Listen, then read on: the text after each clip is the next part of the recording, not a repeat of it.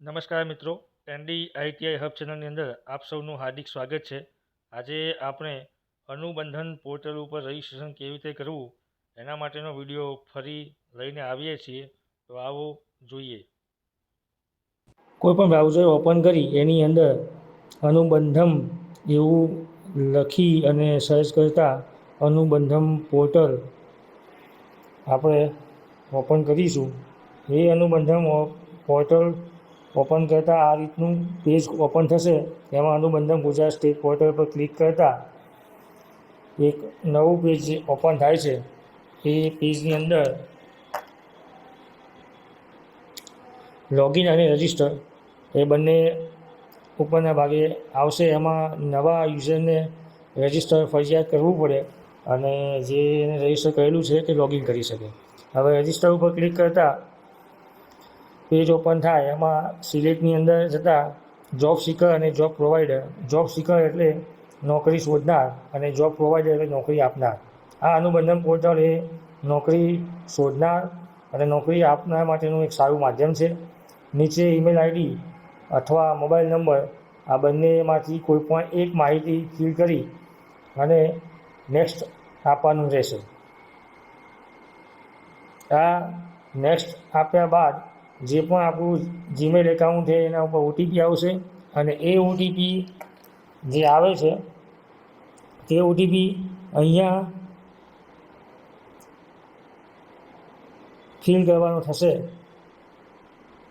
પછી નેક્સ્ટ આપીશું.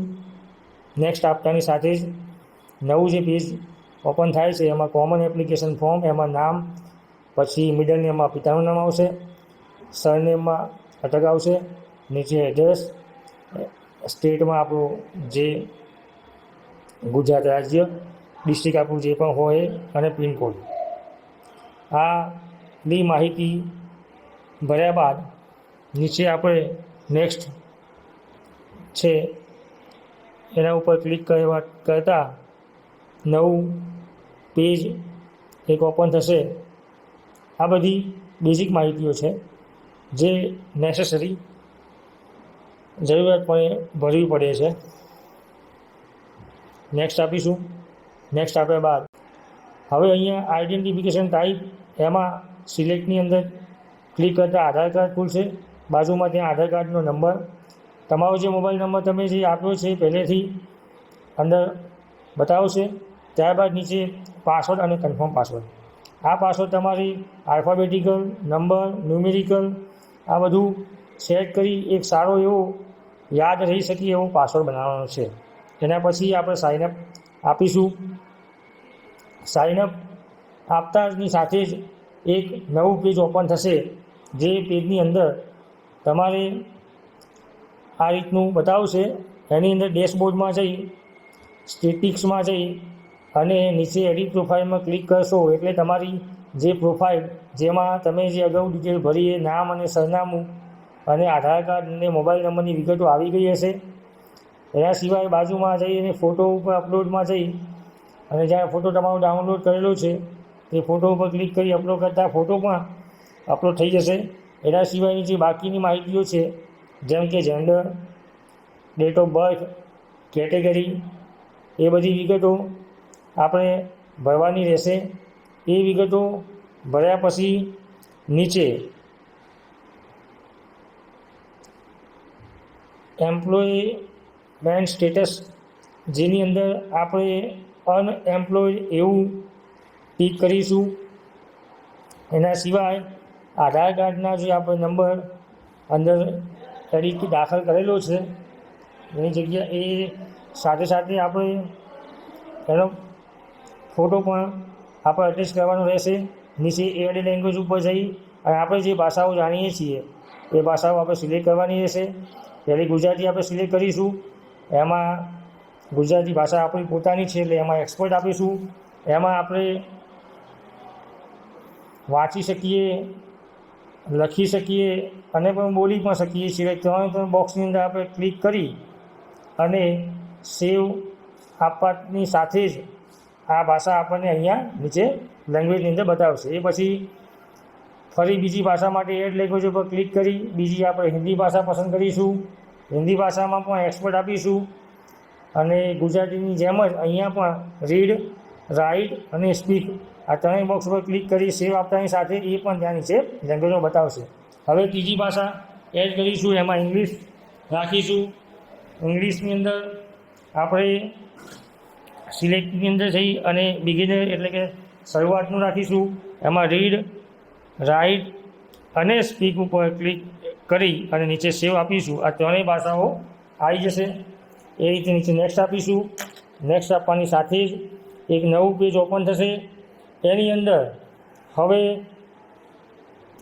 આપણું જે એડ્રેસ હતું એ એડ્રેસની અંદર આપણે બાકીની ડિટેલ ભરેલી છે. એમાં તાલુકો અને સિટી કે વિલેજ આ બે જ માહિતીઓ ભરવાની રહેશે. બાકીની વિગતો આપણે જે અગાઉ ભરેલી છે એ વિગતો ઓટોમેટિક આવી જશે. પછી આપણે નેક્સ્ટ આપીશું. નેક્સ્ટ આપતાની સાથે જ જે નવું પેજ ઓપન થશે એની અંદર આપણે જોઈશું તો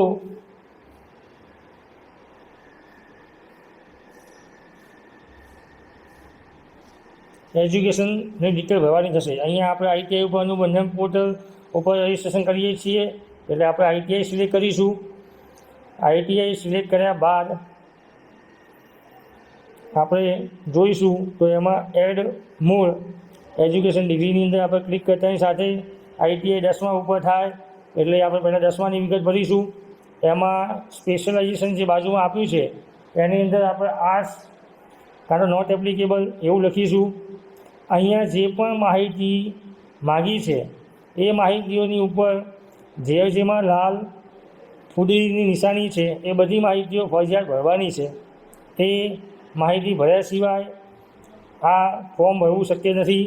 એટલે એમાં બોર્ડ, યુનિવર્સિટી, એન્ટ્રી વર્ષ, passing year, medium of education, nature of course, percentage આ બધી માહિતીઓ ફિલ કરી અને પછી છેલ્લે આપણે સેવ ઉપર ક્લિક કરીશું. સેવ ઉપર ક્લિક કરતાની સાથે જ નવું પેજ ઓપન થશે. એની અંદર ફરી પાછા આપણે એડ મોડમાં જઈશું. એની અંદર જે પેજ ઓપન થશે એની અંદર આઈટીઆઈમાં જઈ અને આપણું સ્પેશિયલાઇઝેશનની અંદર આપણું જે પણ ટ્રેડ છે એ ટ્રેડ ઉપર ક્લિક કરી યુનિવર્સિટીમાં આપણે ડાયરેક્ટર જનરલ ઓફ ટ્રેનિંગ એવું લખીશું. એની બાજુમાં ઇન્સ્ટિટ્યૂટ નેમ છે, એન્ટ્રી યર છે, પાસિંગ યર છે, મીડિયમ ઓફ એજ્યુકેશન છે, નેચર ઓફ કોર્સ છે, ગ્રેડ છે, પર્સન્ટેજ છે, બધી માહિતીઓ આપણે ફિલ કરી અને એ બધી જ માહિતીઓ માર્કશીટમાં આપેલી છે એ બધી માહિતીઓ ફૂલ ફિલ કરી અને આપણે સેવ ઉપર ક્લિક કરીશું. સેવ ઉપર ક્લિક કરતાની સાથે જ જે નવું પેજ ઓપન થાય છે એ નવા પેજની અંદર આપણે જોઈશું કે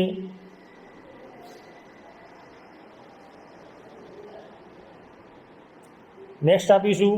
નેક્સ્ટ આપ્યા બાદ અહીંયા આપણે એક્સપિરિયન્સની ડિટેલ ભરવાની છે. એમાં આપણે અત્યારે ફ્રેશર છીએ એટલે એમાં કોઈ ડિટેલ ભરવાની થતી નથી. પછી પાછા નેક્સ્ટ આપીશું. નેક્સ્ટ આપ્યા બાદ અહીંયા આપણી શારીરિક લાયકાતોમાં વજન કિલોની ગ્રામની અંદર, હાઇટ સેન્ટીમીટરની અંદર એ માહિતી આપણે ભરવાની રહેશે. એના નીચે એક બોક્સની બાજુમાં લખેલું છે કે તમે શું ફિઝિકલી હેન્ડીકેપ છો, તો એમાં યસ હોય તો અંદર બોક્સની અંદર ક્લિક કરવું, ના હોય તો કશું જ કરવું નહીં અને પછી નેક્સ્ટ આપવું. નેક્સ્ટ આપવાની સાથે જ નવું પેજ ઓપન થશે. એમાં તમારી જોબ કયા પ્રકારની જોવે છે, desire to relocate, looking for field job, desk job કે ટ્રાવેલિંગ જોબ આ પ્રકારની જોબ જોઈતી હોય તો એ જે તે બોક્સની આગળ ક્લિક કરવાનું રહેશે અથવા ક્લિક નહીં કરો તો પણ વાંધો નહીં. હવે નીચે સિલેક્ટ જોબ નેચર એની અંદર ફૂલ ટાઈપ જોબ અને જોબ લાગ્યા પછી કેટલા દિવસમાં હાજર થશું તો એના માટે 3, 5 કે 7 દિવસ તમારી જે અનુકૂળતા હોય લખવાનું. એના બાદ નીચે જોબ કયા ડિસ્ટ્રિક્ટની અંદર તમે શોધી રહ્યા છો તો એના અંદર જે પણ ડિસ્ટ્રિક્ટ હોય એના આગળ ક્લિક કરવાનું રહેશે. અચ્છા, હવે તમે કયો જે ટ્રેડ તમે સિલેક્ટ કર્યો હોય એને અનુરૂપ કયા સેક્ટરમાં તમે જવા માગો છો. જેમ કે કોપા હોય તો આઈટી કોમ્યુનિકેશન આવે, ઇલેક્ટ્રિકલ હોય તો પાવર અને એનર્જી આવે. એમ જે તે લાગુ પડતા સેક્ટરની આગળ ક્લિક કરવાનું, બોક્સની અંદર ક્લિક કરવાનું રહેશે. એના બાદ આપણે નીચે સ્ક્રોલ કરતાં જોઈશું કે પ્રિફર્ડ કી સ્કીલ, એની અંદર આપણે કશું કોઈ માહિતી ભરવાની રહેતી નથી. બાજુમાં એક્સપેક્ટેડ સેલેરી છે, એમાં તમે 8,000, 10,000 કે 12,000 એવી શરૂઆતની ITI બેઝ ઉપર સેલરી તમારી અનુકૂળતા મુજબ લખી શકો છો. માર્કશીટના બાજુના બોક્સ ઉપર ક્લિક કરી, ડિક્લેરેશનના બોક્સ ઉપર ક્લિક કરી નીચે સબમિટ આપતાની સાથે જ તમારું આનું બંને પોર્ટલ રજીસ્ટર થઈ ગયું છે. હવે તમે અહીંયા ડેશબોર્ડમાં જઈ, સેટિંગ્સમાં જઈ અને ફરી તમારી પ્રોફાઇલ જોઈ શકો છો. એમાં જોબ એપ્લાય માય ઇન્ટરવ્યૂ અહીંયા તમે જોઈ શકો છો. જોબ એપ્લાયડ રિક્વેસ્ટ પેન્ડિંગ આવું જોઈ શકો છો. બાજુમાં તમે ત્યાંથી લોગઆઉટ પણ કરી શકો છો અને ડેશબોર્ડમાં જઈને ફરીથી તમારી પ્રોફાઇલ તમે પ્રોફાઇલ ચેક કરી શકાય છે.